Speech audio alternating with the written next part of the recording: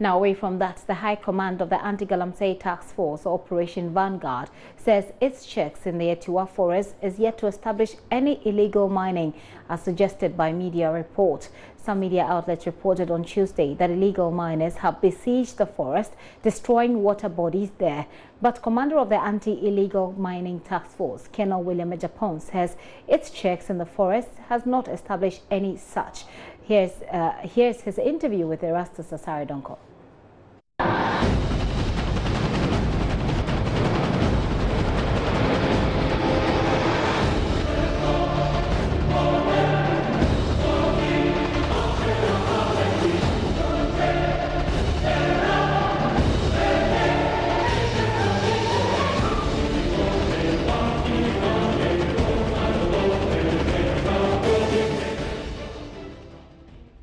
It's been a year and some days since Operation Vanguard was mandated to sort of wage war against illegal mining in our country. Now I have with me here Colonel Ejapong, who has been at the forefront of this fight. Today we're going to have an interview trying to assess the performances, what has been done and what needs to be done going into the future. You're welcome to JoyNews. Thank you very much, Erastus. Now, let's start with the statistics. What have we been able to do on paper? Thank you again, and then I like the way you started that. The operation started about a year ago. Indeed, the planning at a strategic level and operational level started way back, but on the ground, operational-wise, tactical-wise, we came into the theater at the end of July. And so we've been roughly in the theater about, let's say, 5 months, and I think that on paper it looks very good.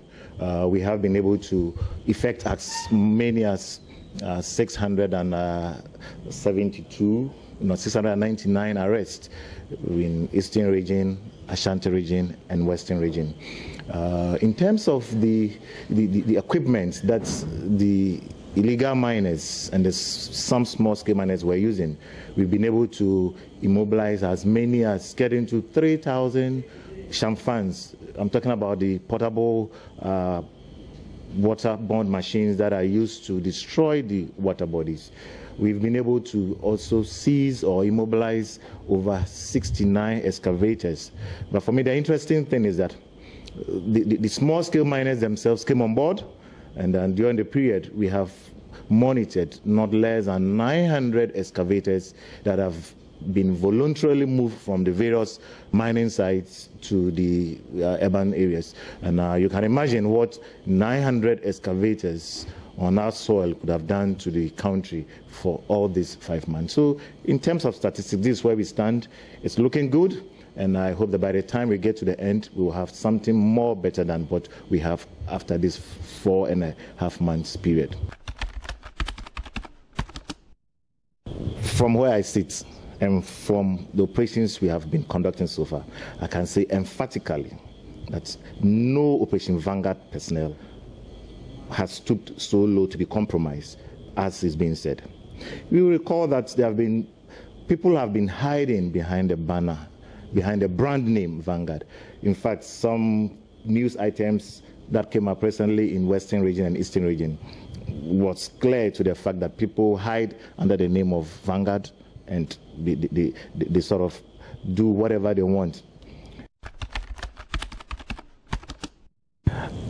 Erastus, nothing comes up clearly. It's been a very challenging job right from the beginning up to here. When you have to go to the field and you are in the field, sometimes there's no communication, and you don't even know where the next group of your personnel are. It's been very challenging, but what I have come to see and know is that the Ghanaian soldier and the Ghanaian policeman can be trusted. Once they know the kind of mission they're undertaking, once they trust and they believe in the cause and they trust the leadership and the operation itself, they will give of their best. I think that that's been a very challenging moment for me, having the opportunity to have the military and the police work in a concerted effort to achieve a very good aim for this country. I think that has been a very challenging moment, and at this point in time, the military and the police hierarchy think that it's time to have a changeover of the leadership. And so nothing is going to change. It's Vanguard. It is not about an individual. It is Operation Vanguard.